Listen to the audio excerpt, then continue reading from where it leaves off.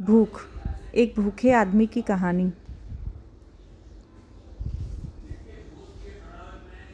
नमस्कार दोस्तों, welcome back to my YouTube channel. हमारे यूट्यूब चैनल पे आपका हार्दिक स्वागत है।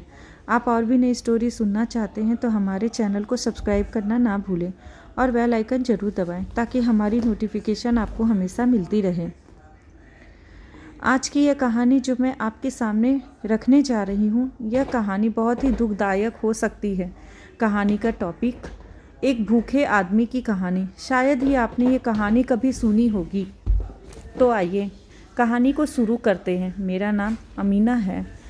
गांव में मेरे घर के पास वाले ही मकान में एक आदमी रहता था।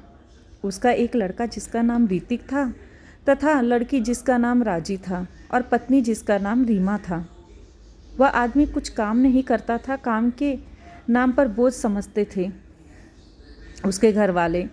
वह सुबह उठकर गांव के ठीक बीचों बीच एक मंदिर था। मंदिर के पास ही एक नीम का पेड़ भी इतना गहरा और ठंडी छाया वाला, जिसकी छांव में अगर कोई भी एक बार चला भी गया तो उठकर वापस जाने का मन ही नहीं करता था उसका।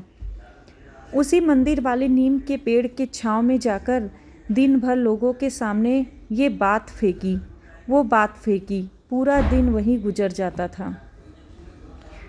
और रात होने पर वह घर आकर खाना खाकर कुंभकर्ण की नींद सो जाता था। उसकी पत्नी और बेटा ऋतिक दोनों बहुत चिढ़ने लगे और मन ही मन उसके प्रति घृणा करने लगे। पत्नी गुस्से में आकर बोली, कुछ काम तो करते नहीं, बस दिन भर बैठे रहते और भूख लगते ही आ जाते खाना खाने के लिए, राक्षस कहीं का। जब भी वह खाना खाने बैठता और दोनों माँ बेटे उसे झगड़ने लगते थे और आधा खाना खाया कि नहीं खाया, और बेचारा हाथ धोकर तुरंत बाहर चला जाता था। यह देखकर राजी बोली, क्या माँ, आप भी पापा को खाना भी नहीं खाने देती? रोज़ यही बात पर कहाँ जाए बेचारे पापा भी। लेकिन राजी करे भी तो क्या करे। थोड़ी बोली कि माँ डांट कर चुप कर देती थी, मुंह से आवाज़ भी नहीं निकालने देती थी।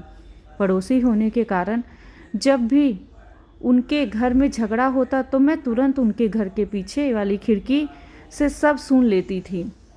लेकिन एक दिन तो हद ही हो गई। मैं फिर उसी जगह जहाँ हमेशा जाकर उनकी बातें सुनती थी, और मैंने देखा कि जैसे ही वह डर कर रोज़ की तरह एक प्लेट में डाल ली और 2 रोटी लेकर खाने बैठी थे, और दोनों माँ बेटे ने खरी खोटी सुनाई। ये तो ठीक, पर माँ ने तो अपने पास पेड़ एक झाड़ू से ही धो दिया।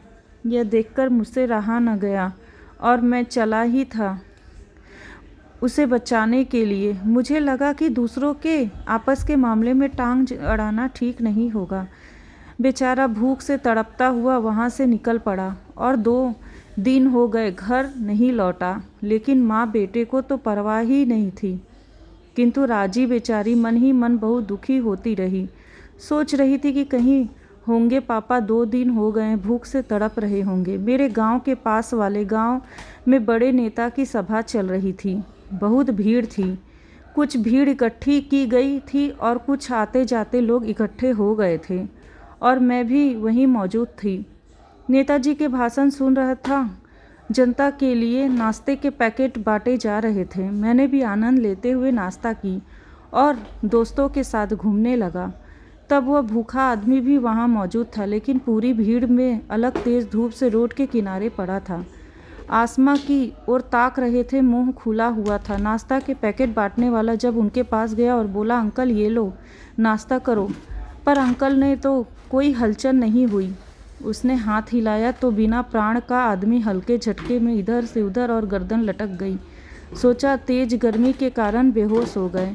वह जोर से चिल्लाया तो चारों तरफ भीड़ एकत्रित हो गई। जितने मुंह उतनी बातें। अरे इतनी तेज गर्मी में प्यासा होगा बेचारा, बेहोश हो गया होगा। उम्र भी तो कितनी है, गरीब होगा बेचारा, भूख के कारण तड़प कर ये हाल हो गया है। अरे कौन है, कहाँ से आया, कोई नहीं जानता। इतने में भीड़ देखकर मैं उनके पास गया और देखा तो चौंक गया। अरे ये क्या हो गया। मैंने उनकी दिल की धड़कन तेज की तो मेरा दिल थम सा गया। इतने में लोगों की आवाज़ आने लगी, अरे कौन है ये, आप जानते हैं क्या? तब मैं बोला, हाँ हाँ, मेरे पड़ोसी ही हैं। भूखे थे बेचारे, घर से परेशान थे। तभी मैंने उनको उठाया और उनके घर ले गया और दरवाज़ा खटखटाया तो पत्नी बिना देखे बोली, आ गया, भूख सहन नहीं हुई? तुझे पता था भूख लगेगी तो घर की याद आएगा। लेकिन जब राजी ने दरवाज़ा खोला तो चीख निकल पड़ी राजी की। और माँ ये क्या हो गया? माँ और बेटे ने देखा तो मुंह फाड़कर रोने लगे। तभी मेरे मुंह से निकल ही गया, जीते जी तो शांति से खाना भी नहीं खाने दिया, और मरने के बाद आंसू की नदियाँ बहाने से क्या फ़ायदा। दोस्तों, मैं आशा करती हूँ कि आपको हमारी ये कहानी पसंद आई होगी। अपने दोस्तों के साथ शेयर कर दें और ब्लॉग को सब्सक्राइब करना ना भूलें। आपका बहुत बहुत धन्यवाद।